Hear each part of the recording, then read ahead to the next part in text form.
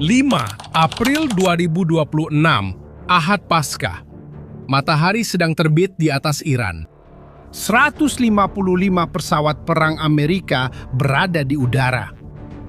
Penggek bom baru sahaja menjatuhkan 100 bom gegasi ke atas jalan-jalan Iran untuk menghalang tentera Iran daripada mara. 2 pesawat pengangkut Amerika terkandas di sebuah landasan terbiar. Dan tentera Amerika Syarikat sendiri akan meletupkan mereka supaya tidak jatuh ke tangan musuh. Dan di tengah-tengah pergulungan Iran, sekumpulan Navy SEALs, unit elit yang sama yang menumpaskan Bin Laden, sedang membawa seorang kolonel yang cedera yang telah bersembunyi selama 48 jam di celah batu, bersendirian dengan sepucuk pistol dan 3 perkataan di radio.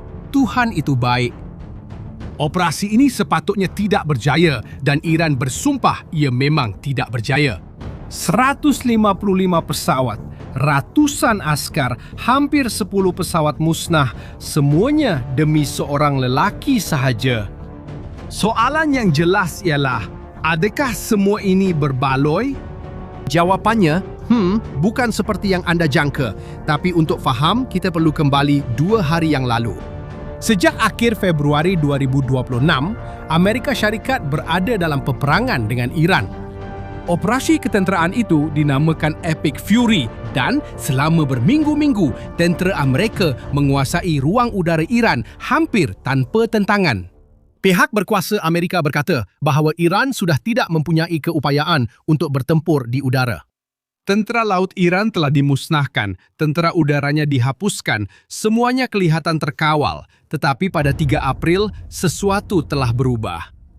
Pada waktu subuh, sebuah pesawat pejuang Amerika F-15E Strike Eagle, salah satu yang paling canggih di dunia, menjalankan misi serangan lebih dari 300 km di dalam wilayah Iran. Pesawat ini milik Skuadron Pejuang 494. Salah satu skuadron yang paling banyak menerima anugerah dalam tentera udara Amerika. Skuadron yang sama 2 tahun sebelum itu bertanggung jawab menembak jatuh lebih daripada 80 drone dan peluru berpandu Iran dalam satu malam dalam pertempuran udara terbesar dalam lebih 50 tahun. Ingat butiran itu. Di atas pesawat terdapat 2 anak kapal, juru terbang dan pegawai sistem senjata, yaitu orang yang bertanggung jawab mengendalikan radar, sensor dan senjata pesawat. Pegawai itu ialah seorang kolonel yang berpengalaman dan dihormati, digambarkan oleh mereka yang berkhidmat bersamanya sebagai seorang lelaki yang sangat beriman. Nama kod radio pesawat ini ialah DUD 44. Sebuah peluru berpandu Iran telah mengenai enjinnya. Presiden Trump sendiri berkata kemudian bahawa itu adalah satu tembakan bertuah, tetapi sama ada bertuah atau tidak, kerosakan telah pun berlaku. Itu adalah pesawat tempur Amerika berawak pertama yang ditembak jatuh oleh tembakan musuh dalam 23 tahun. Yang terakhir adalah di Irak pada tahun 2003. Pada masa itu, operasi menyelamat berjaya. Kali ini, tiada siapa tahu sama ada ia akan berjaya. Mitos bahawa Amerika Syarikat menguasai sepenuhnya ruang udara Iran berakhir pada saat itu. Dan skuadron yang 2 tahun sebelum ini telah memalukan Iran di udara, kini mempunyai sebuah pesawat yang berkecai di sebuah gunung di Iran dan 2 orang lelaki hilang di darat. Kedua-dua anak kapal berjaya keluar dengan kerusi lenting, tetapi mereka jatuh berkilometer jauhnya antara satu sama lain di tengah-tengah banjaran gunung di barat daya Iran. Mulai dari saat itu, 2 perlumbaan selari bermula. Juru terbang yang dikenali dalam kod tentera sebagai DUD 44 Alpha telah ditemui terlebih dahulu.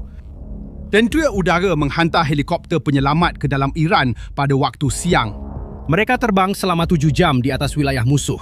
Mereka berjaya menyelamatkan juru terbang itu, tetapi usaha keluar itu amat dahsyat.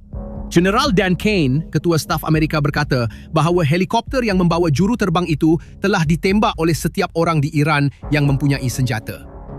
Anak kapal mengalami kecederaan. Sebuah lagi helikopter yang mengiringi juga telah ditembak. Dan ada lagi. Sebuah pesawat A-10 Warthog, sebuah model yang direka khas untuk memberi sokongan tembakan di darat yang memberi perlindungan kepada operasi menyelamat, telah ditembak oleh musuh. Juru terbang itu berjaya terbang hingga ke Kuwait, melenting keluar di kawasan selamat dan pesawat itu terhempas. Maksudnya, untuk menyelamatkan seorang juru terbang sahaja, pihak Amerika sudah kehilangan 2 pesawat dan beberapa orang cedera.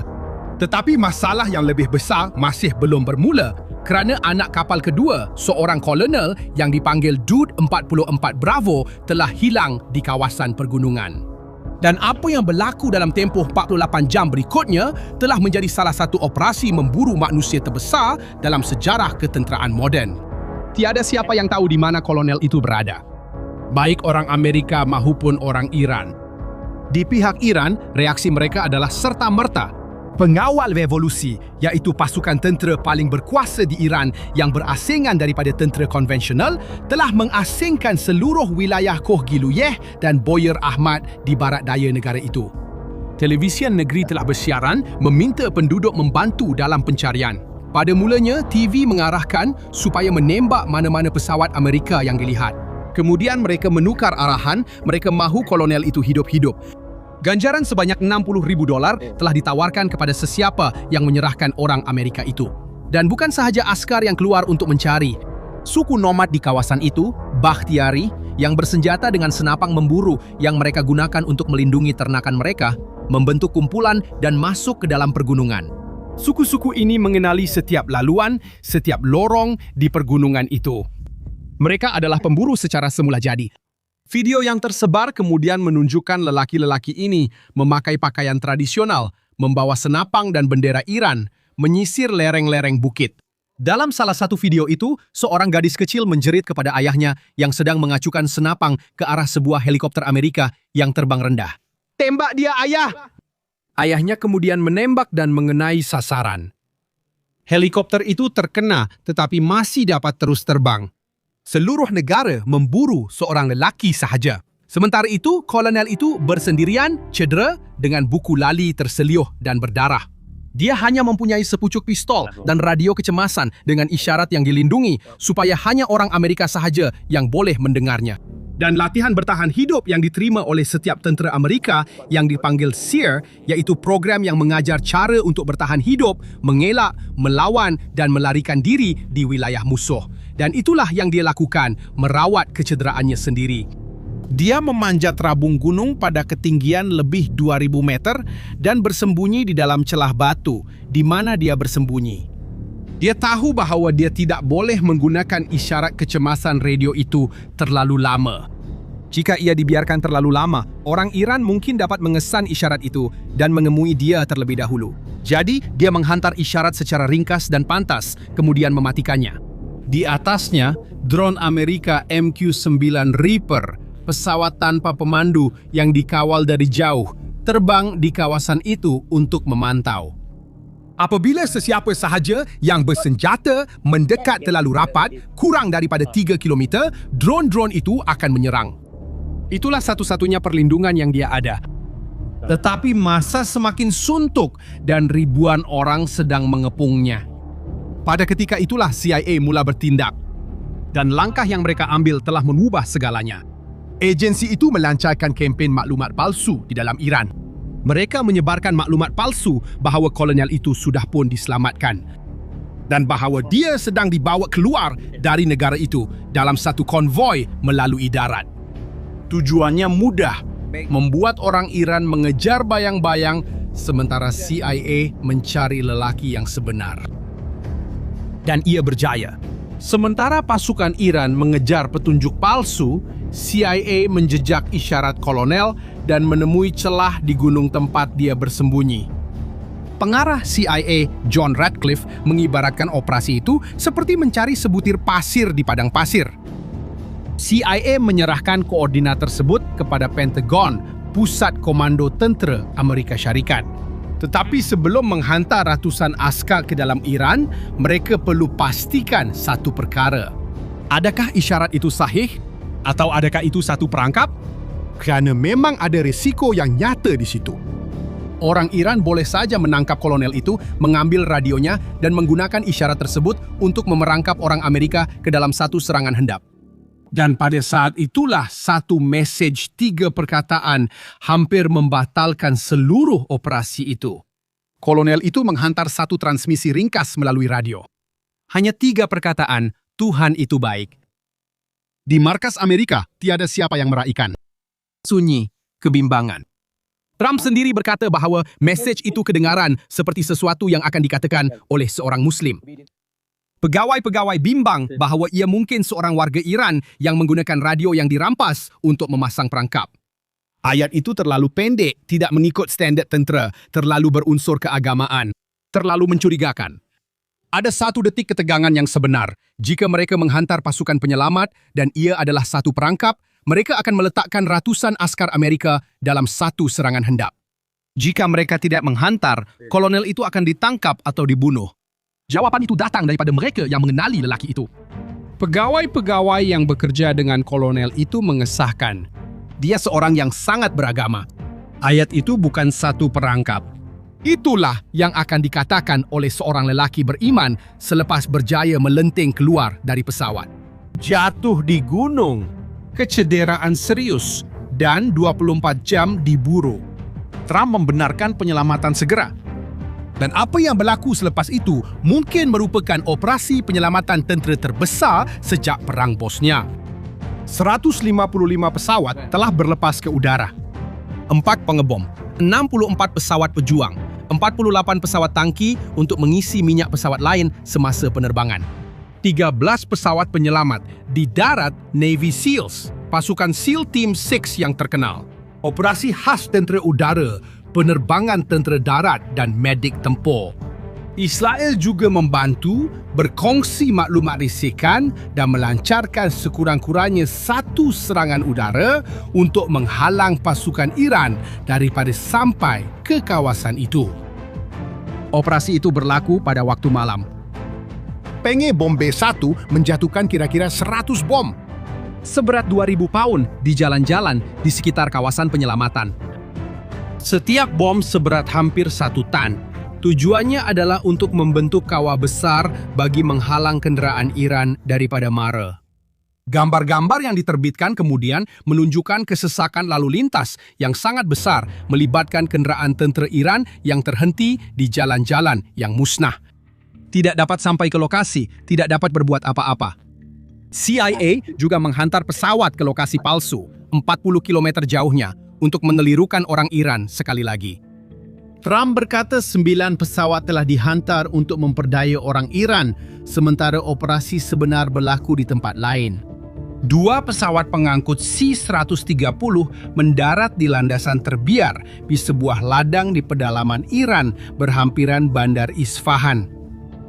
Di situ mereka mendirikan sebuah pangkalan sementara. Helikopter kecil dan lincah. Helikopter yang dikenali sebagai Little Bird digunakan dalam operasi khas membawa komando ke gunung di mana kolonel itu bersembunyi. SEALs berjaya sampai kepadanya. Dia masih hidup. Cedera, tapi masih berdiri. Pengunduran berlaku di bawah tembakan.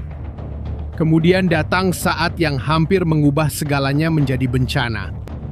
Kedua-dua pesawat C-130 yang telah mendarat di landasan terperangkap dalam pasir basah. Mereka tidak dapat berlepas, dan mereka tidak boleh tinggal di situ. Jika orang Iran menemui pesawat-pesawat itu dalam keadaan utuh, mereka akan mendapat akses kepada teknologi ketenteraan Amerika yang canggih. Penyelesaiannya adalah sangat radikal. Komando Amerika mengaktifkan pelan kecemasan. Mereka menghantar 3 pesawat yang lebih kecil dan lebih laju. Semua kaki tangan telah dipindahkan. Dan kedua-dua pesawat C-130 yang terperangkap telah diletupkan di situ bersama 4 helikopter Little Bird yang juga telah digunakan dalam misi itu.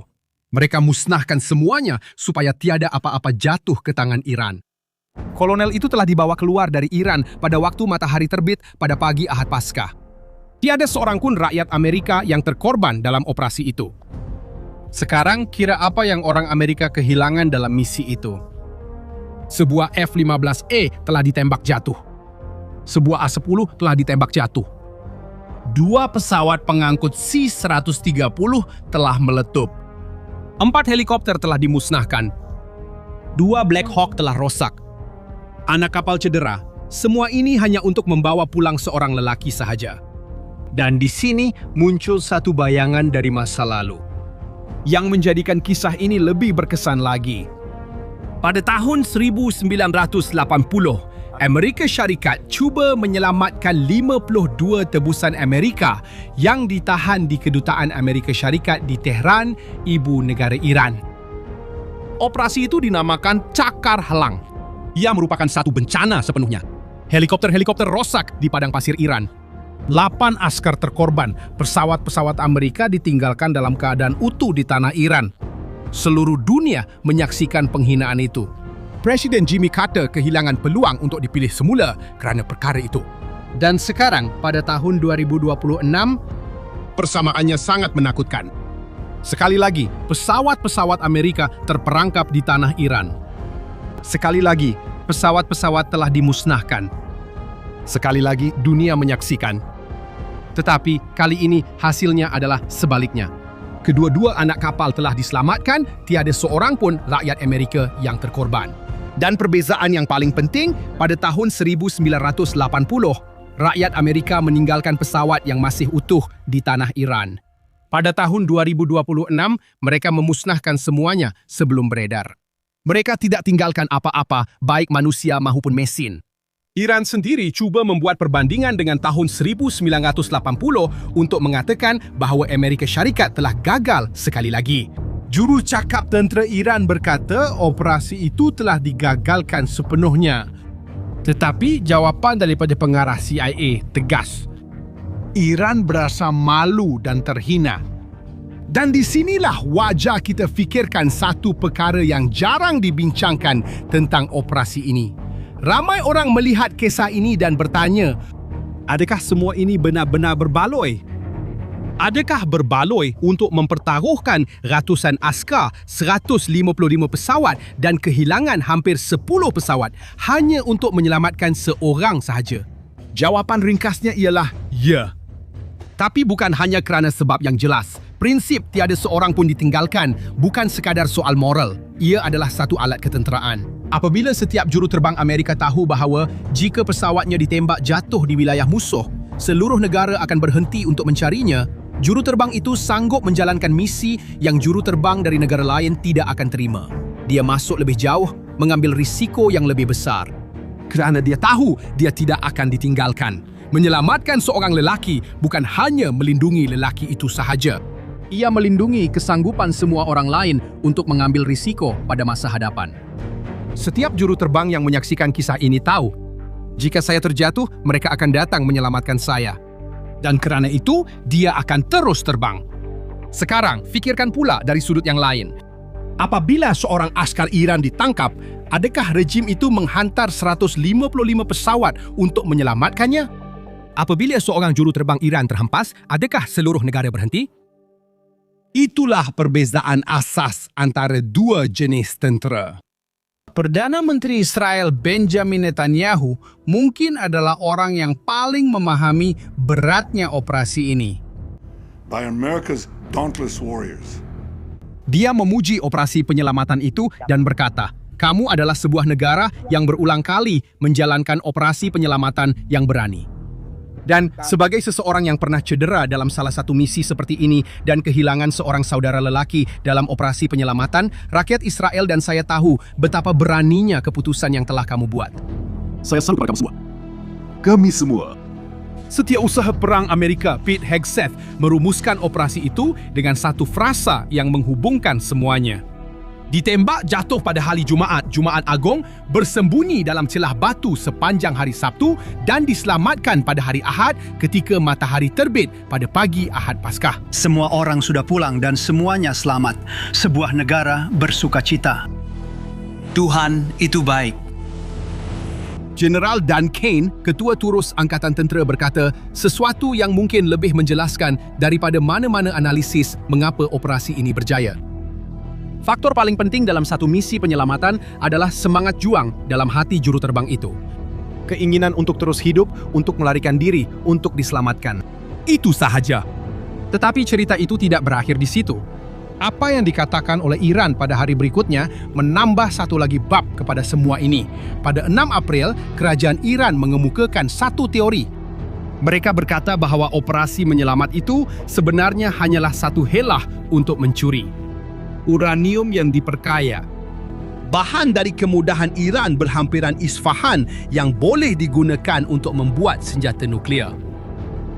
Alasannya ialah pangkalan sementara Amerika terletak jauh dari tempat kolonel itu terjatuh. Lebih dekat dengan kompleks nuklear. Dan teori itu semakin kukuh kerana satu sebab. Beberapa hari sebelum operasi menyelamat, akhbar-akhbar Amerika telah menerbitkan laporan mengenai satu rancangan yang sedang dibangunkan untuk menggunakan pasukan khas dan merampas hampir setengah tan uranium dari Isfahan. Kebetulan antara lokasi pangkalan Amerika dan kedudukan kemudahan nuklear itu menimbulkan rasa curiga. Tetapi hakikatnya sehingga kini tiada bukti kukuh yang muncul untuk mengesahkan tuduhan Iran itu. Namun seperti yang dijangka, versi ini sangat membantu Iran kerana ia mengalihkan perhatian daripada isu sebenar. Daripada bercakap tentang bagaimana orang Amerika masuk ke negara itu, menyelamatkan kolonel dan keluar, Iran membuat dunia membincangkan sama ada perkara lain yang berlaku. Cuba fikirkan sejenak. Seorang lelaki jatuh dari langit di tengah-tengah Iran. Cedera, bersendirian dengan sepucuk pistol dan 3 perkataan di radio. Dan kuasa tentera terbesar di dunia telah menggeledah seluruh negara itu untuk membawanya pulang. Kerana ada tentera yang meninggalkan orang mereka.